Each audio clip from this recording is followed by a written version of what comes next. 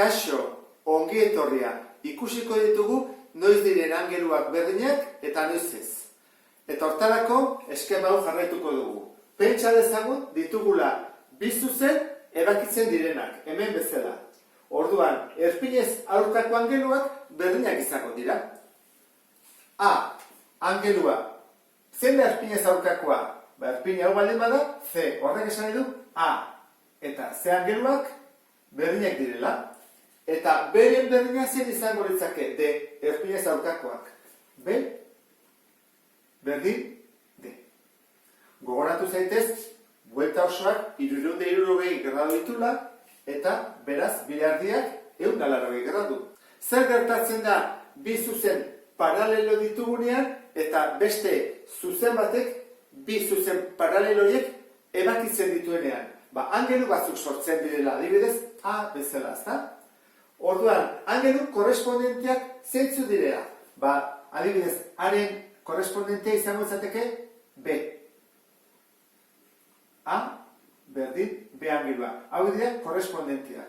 Esan nahi duena da, posizio berdinean dagoena, bat goian eta bestea behan. Adibidez, honen korrespondentea, hau C, zein izango litzake? Bere posizio berdinean, egongo dena, D, beste hau. Esango nuke orduan, C eta D korrespondenteak direla, eta berdinak. Eta honena, izango litzateke hau, eta beste honena, beste hau. Hortaz gain ditugu txandakako barne angeluak eta kanpo angeluak.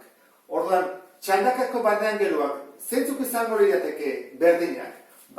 Barne angeluak hau baldin badira, M-ren berdina zein izango litzake? Ez da P, izango litzateke N.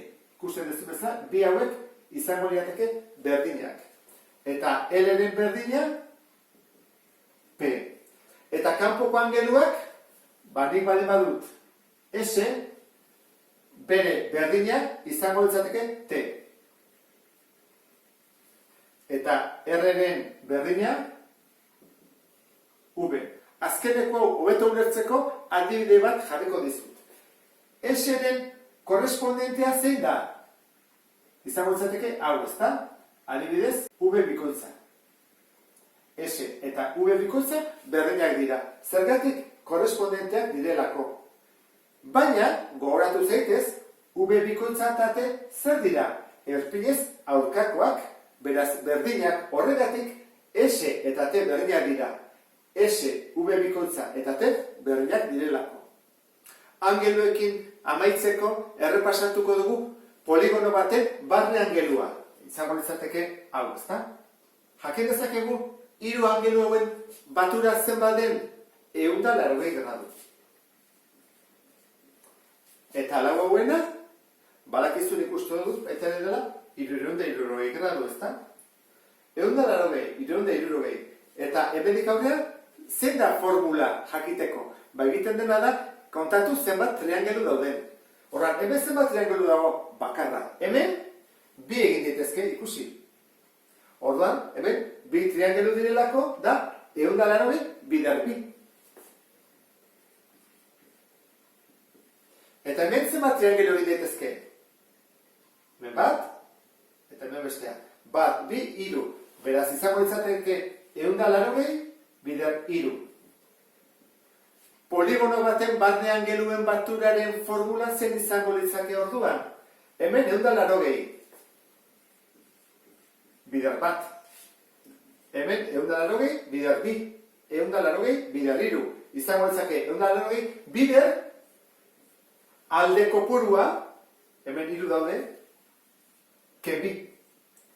Hiru kenbi bider bat. Lau kenbi, bikin bidertu bat da. Bost kenbi, hirukin. Orduan formula izango litzake.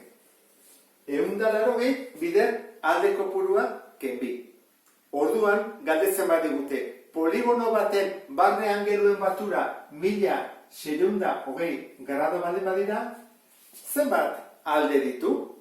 Egin bat gau nuke. Hau da, berdin, 180 bider NKB. Egin bat dugu, zatitzen pasa, erekebi gelditzen zaigu, zatiketonen emaitza bederatzi da, eta kentzea dena batutzen. Bederatzi gehi bi 11, orduan poligono horrek ditut 11 alde.